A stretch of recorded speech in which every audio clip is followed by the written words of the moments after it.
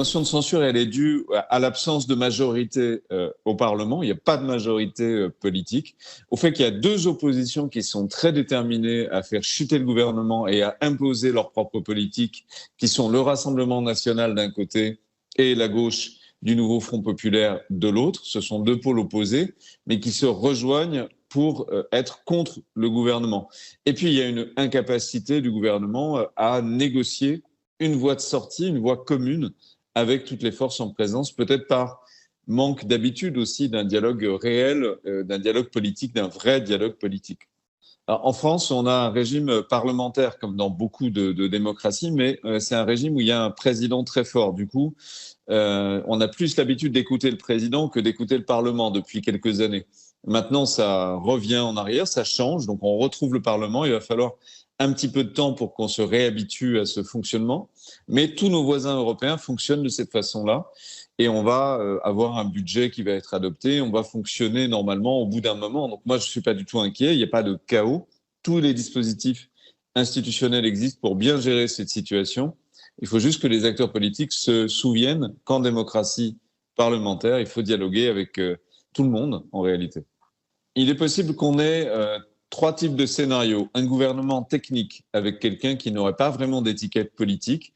Donc Thierry Baudet, par exemple, qui est le président du Conseil économique et social, qui est un organisme consultatif où on discute des sujets sociaux et économiques, pourrait être un bon candidat. On pense à un candidat aussi peut-être de la gauche, puisque la gauche a fourni au Parlement le plus gros contingent de députés. Dans ces cas-là, c'est Lucie Castet qui est la candidate de la gauche. C'est une haut fonctionnaire, c'est pas quelqu'un de révolutionnaire, donc c'est quelqu'un d'assez raisonnable aussi, mais orienté à gauche.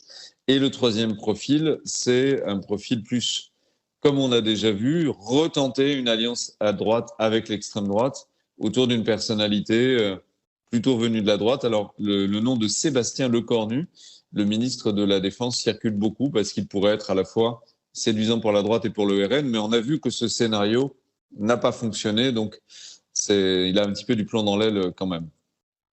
Alors le programme, c'est que le président renomme très vite un Premier ministre, c'est ce que l'Élysée dit, c'est ce que le président dit, il va aller très vite pour nommer quelqu'un. Et ce nouveau chef de gouvernement aura la tâche de continuer les discussions budgétaires au Parlement, puisque les discussions ont démarré, elles peuvent continuer. Et lui aura la tâche d'essayer de faire une nouvelle alliance, un nouveau compromis avec les forces politiques au Parlement. Donc c'est juste en fait une négociation qui va reprendre avec un nouvel acteur, puisque l'ancien acteur n'a pas été validé par le Parlement. C'est vraiment la démocratie parlementaire. On retrouve en France une habitude qu'on avait perdue, en réalité.